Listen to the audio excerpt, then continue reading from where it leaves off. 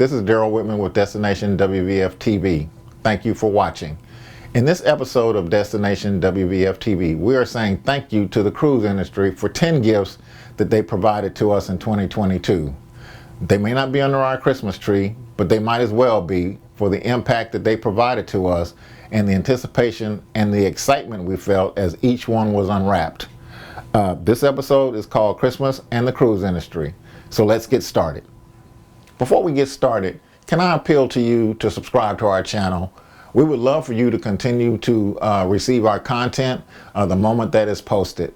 All you have to do is click the little red button in the right hand corner of the screen, and that will take care of it. Thank you for your consideration.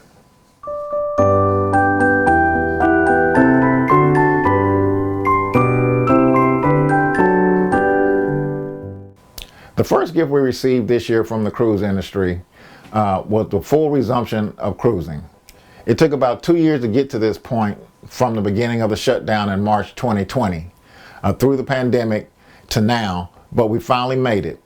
It was tough on the cruise industry during those 2 years, and I believe they deserve a huge thank you for persevering, for hanging in there, for weathering the storm, and for advocating and fighting on behalf of the cruise industry, primarily with the CDC.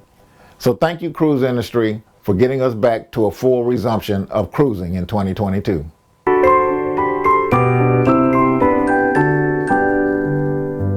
One of the most controversial aspects of the pandemic had to do with masking. There were fights and disputes all over the country about masking, and it also rolled over to the cruise industry. But in 2022, the mask mandates began to change as COVID rates began to fall.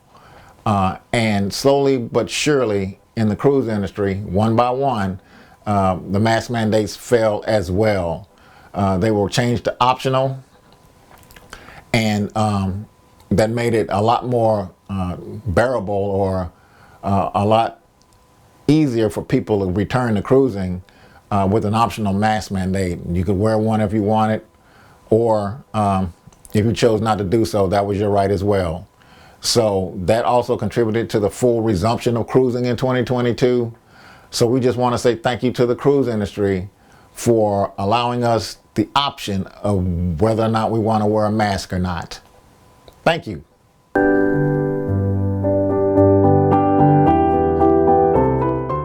COVID testing was another huge issue across the country. Just like the mask mandate, the requirement was implemented by the cruise industry as well. You typically had to have a negative COVID test within 48 to 72 hours of embarkation. And that made it tough for a lot of people because they would end up having to get their COVID tests done at the port or the city where they were embarking from. So that was kind of tough. It was also kind of expensive. The COVID tests, I know in my area, were costing $100 or more per person. For a while, the insurance companies were covering them. Then they stopped covering them. So at least here in the Dallas area, we ended up having to pay about $100 per person. So that can be kind of expensive, especially if you have a family of 3 or 4 or 5. Who knows? That can be very costly. But again, as COVID rates fell, this vaccine, excuse me, not vaccine, but the testing requirement was also pretty much eliminated as well.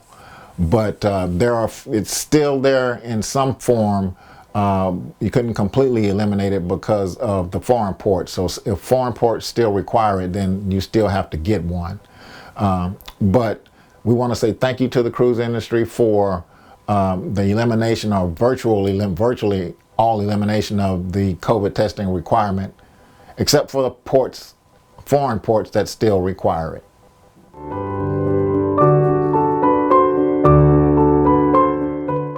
The 2-year shutdown of cruising affected a lot of people.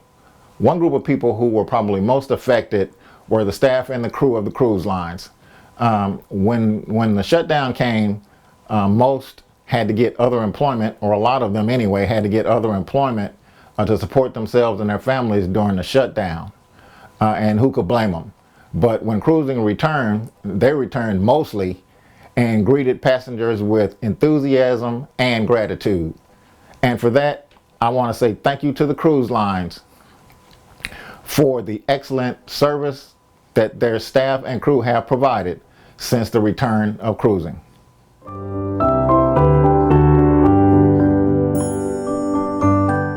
My wife and I love to cruise. We took 4 cruises this year, highlighted by our Alaskan cruise a couple of months ago. When it comes to cruise ships, our favorites are the new ships. We love them for their sheer size, the amenities and innovations, and even for the new themes. 20 plus new cruise ships were introduced in 2022. The latest of those so far this year, and the year isn't over yet, being Carnival Celebration. The older ships have their place in history, but for me, the new cruise ships have it going on. So I want to say thank you to the cruise industry for this gift of 20 plus new cruise ships in 2022. Keep it coming.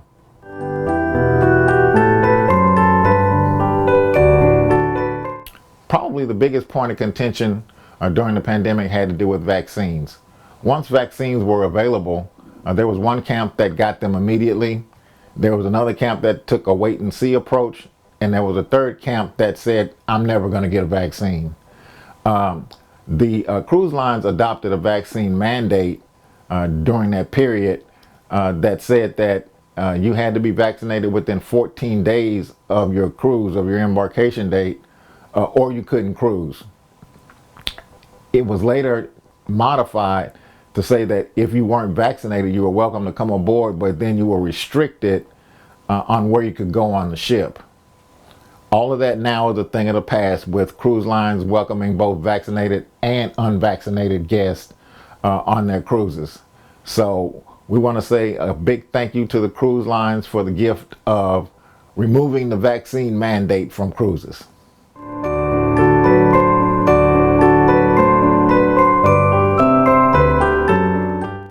One of the greatest things about cruising is the awesome variety. A variety in the form of ships. There are over 200 ships for you to choose from that can suit every taste. And variety in the form of destination or ports. There are over 2,000 of them. All of this was missing over the last couple of years or so. So let's give a big thank you to the cruise industry for bringing back the gift of variety in our lives in 2022.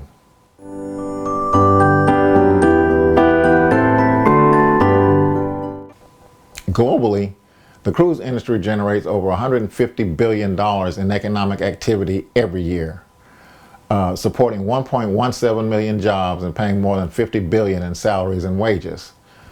Imagine the impact of people's lives during the shutdown with the loss of this massive revenue.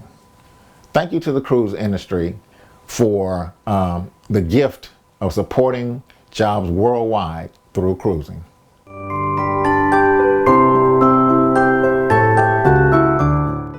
I want to say thank you to the cruise industry for the gift of new horizons. By that I mean you only have to unpack once on a cruise, and you can fall asleep in one destination and wake up in another. I experienced this most recently on our Alaskan cruise when we were in Sitka one day and woke up in Glacier Bay the next. It was a wonderful feeling. One, because I was really looking forward to Glacier Bay, and two, I didn't really care for Sitka that much. But anyway, that's beside the point. You can do this with any cruise. That's the way cruises work, and that's a beautiful thing about cruising, new horizons. So I want to say thank you to the cruise industry for the gift of new horizons.